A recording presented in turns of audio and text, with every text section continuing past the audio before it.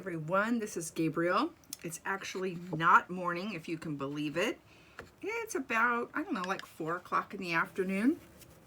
We've been doing nothing today, just being couch potatoes. So I'm making a great big mess in my studio, and I'm probably making every silicone mistake, but that's okay with me because I'm learning, right? What I did was I got that little mermaid that I made. This is what it looks like now. It looks very phallic. I know, that's gonna be probably the most hilarious thing that's happened today. It's a mermaid in there. So here is what came out of the cup. I don't know why I tinted this a flesh color. I wasn't thinking. Also, I made too much and this stuff is really expensive. And I went ahead and watched the videos after I poured the silicone. I thought I was supposed to get all that silicone on and I kind of made it thick and I glopped it on there, and then I watched the videos and it says, no, you're supposed to go layer by layer by layer, getting thicker and thicker. That prevents air bubbles and makes sure that you get all your parts and pieces covered. And I didn't do it. I just didn't. I didn't know. But now I do, and next time I'll do better. Hopefully this will work. If not, I don't think the mermaid will be ruined in there because there aren't a lot of like little tiny pieces hanging out. So I can always try again. So I had found this old Weight Watchers scale in my garage. Now I have no idea what the hell I'm doing, honestly. I'm just flying by the seat of my pants. But this is the fun part for me. I like it when you just don't really know what you're doing or what to expect. What I want is just to make sure I cover all of this pink part. And I'm kind of doing it the opposite. I should have done this thin coat first and then the thick coat after. So let's see what happens. Like cake batter. Ooh, I smell our dinner. It's starting to smell good. What are you guys making for dinner? If you're in a place where you're kind of like shelter in place, you are probably cooking more than you usually do. That's what we're doing. And I kind of get lazy on a regular day, and the little and I go out to eat because my oldest son is on his own schedule. He still lives at home, but he's kind of on his own schedule, and he eats out with his friends, or he'll make himself something to eat. And it's kind of like at a time when I wouldn't normally eat dinner. If I make a big meal, I'll leave him some, but usually he's already got something going on. My daughter's on her kind of own work schedule. So it's just me and the little guy. And we've gotten used to having kind of an early dinner. He doesn't like to eat lunch at school. He's too excited.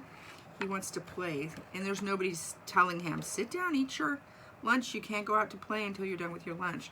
So he'll usually just snack on something. And then when I pick him up, he's super hungry. And our normal routine is that we play after school either in the park or in the playground at school with all the other kids who, whose parents are there to pick them up. We usually just let the kids play after school for about an hour and, get it out of their system, run around, get something like, we'll share a plate at the Chinese restaurant, or we'll go get one of those quick fire pizzas or something like that. And then maybe before bed we'll have a before bed snack, some fruit, some cheese, something like that. And that's been our regular schedule, but now we're back to like normal people eating. And what I'm making tonight is tamale pie. I haven't made that in a really long time. It used to be one of those things I hated when I was a kid. And the reason why I hated it was because my biological mom used to make it out of a box.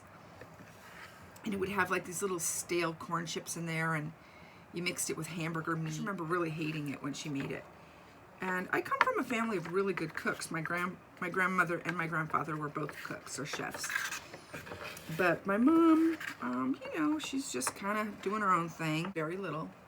I'm gonna hang this upside down just for a second and let that silicone kind of melt back down toward the top. I'm digressing all over the place. I made tamale pie. So what I did was I pan fried some ground chicken with onion, cilantro, olive oil, garlic. Then I use a spice blend that I have that I made, and it's a chorizo spice blend. I sprinkled some of that in there and salt and pepper. And then I emptied that into like a baking dish. Then I fried up some potatoes, carrots, celery, some fresh green beans, I think like a half a cup of corn, and spiced that up a little bit and added that to the ground chicken mix. And then I put in a can of crushed tomatoes. I grated some cheddar cheese, and I think I had some Havarti cheese slices that I put on top of that. And then I had just a pre-prepared cornbread mix. I think it's like Marie Callender's or Trader Joe's. I don't remember which one it was. So I put that on top of all of it and popped it in the oven at 375 until the cornbread cooks on top. This is probably how my grandmother would have made it. One of my favorite things that my grandparents made. My grandfather was the king of spaghetti. Not even Italian, but he made the best pasta sauce ever. It took all day. He started early in the morning. He used a pot that was about 3 feet tall. My grandparents are used to cooking for large groups of people, so they don't know how to cook small. So when he did a big pot of spaghetti, he was usually on a Sunday, and he invited everybody over. Well, you didn't really need to be invited. Everybody knew what was going on Sunday.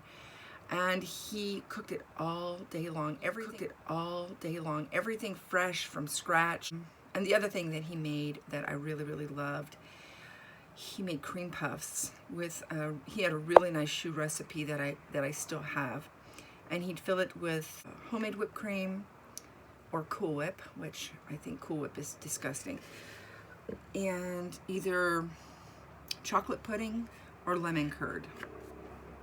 2 things I love that he made.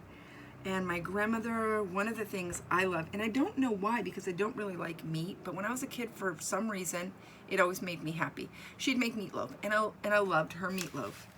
Honestly, there was more loaf than meat in there. She could stretch a pound of burger like nobody's business. And she'd make this meatloaf and cover it with this red sauce that she made. It was ketchup-esque, but I can't explain it. It was really well seasoned. She made it, it was almost like making a barbecue sauce kind of, and she made it in this big pot, and she poured it over the meatloaf, and she made it, and I loved it. But what I loved most was the next day, she would make us meatloaf sandwiches. So she'd cut the meatloaf about, I would say about a ½ inch thick, and she'd fry it in a pan and put a slice of cheese on top and put it on some warm bread, like a focaccia. And I don't know why, but that just makes my heart happy just talking about it. My mom couldn't get me to eat meat, but my grandmother, if I went to her house, I'd eat anything. If she put, you know, an old cat in a pot, I'd eat it. I swear to God. I just loved everything she made. She did, I think it's called like a pork marsala, and she had like a clay pot, and I might have talked about it before, but she just would marinate this meat for days in this clay pot with peppers and vinegar and all kinds of other spices and things, and then she'd slow cook it all day long, and it would just fall apart and be a little tangy, a little spicy, really delicious. And for desserts, she was famous for lemon meringue pie. I've never met anyone who makes it like her still. And she claims she didn't do anything special, but she must have had some secret she just didn't pass on. I think probably the key to her lemon meringue pie was that we always had, growing up, we always had lemon trees and orange trees in my grandma's yard and my great-grandparents' yard. So she made lemon curd from scratch. So I think that probably made the difference.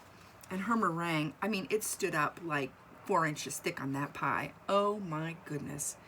And she must have put vanilla in the meringue because it always tasted so yummy. It didn't have that eggy taste. I don't like when meringue is really foamy and eggy. I like it kind of firm, but still soft. And it's got to have a flavor. And I'm pretty sure she used vanilla. But my grandmother and my great-grandparents always had like a victory garden in the backyard. But it wasn't, you know, super vegetable heavy. It was a lot of greens like Swiss chard, that kind of kale, thick, hearty, leafy things, and herbs, lemons, and oranges. I don't think I remember a lot of tomatoes. I remember potatoes, little red potatoes, green onions. But when I was a kid, I never had fresh broccoli, fresh asparagus, fresh peas, fresh snap peas or sugar peas, or I never had edamame. There were just so many vegetables fresh that were new to me when I turned about 20 and I started exploring food on my own and, you know, having meals with other people, and I started discovering things. And fresh vegetables was one of those things. I didn't think when I was a kid I liked fresh vegetables. I think the only fresh vegetable I ever really had was zucchini. We had a lot of zucchini and I loved it. Anyway, this now looks a little less pornographic and a little bit more like a giant booger, but I'm going to let it dry and I'll come back and test it. I do have a thin skin in this cup, so when I can peel this out, I'm going to guess that that is ready to go.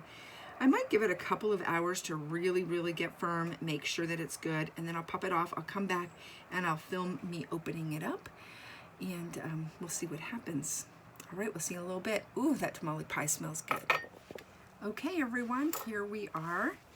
And I put some silicone where I cut the seam. I also put some clear on this side where I started to cut it accidentally. Hopefully that'll hold up well. And I have a coffee cup here. I'm just going to set it in so it doesn't spill over. So what I'm going to do is I'm just going to mix up a little, and if I need more, I will mix some more. And I should be using the vacuum extractor, but because this is so small, I'm guessing it's going to set up pretty quick. So I might just bang the mold around a bit. So here we go. This is the color we have. I think it looks okay.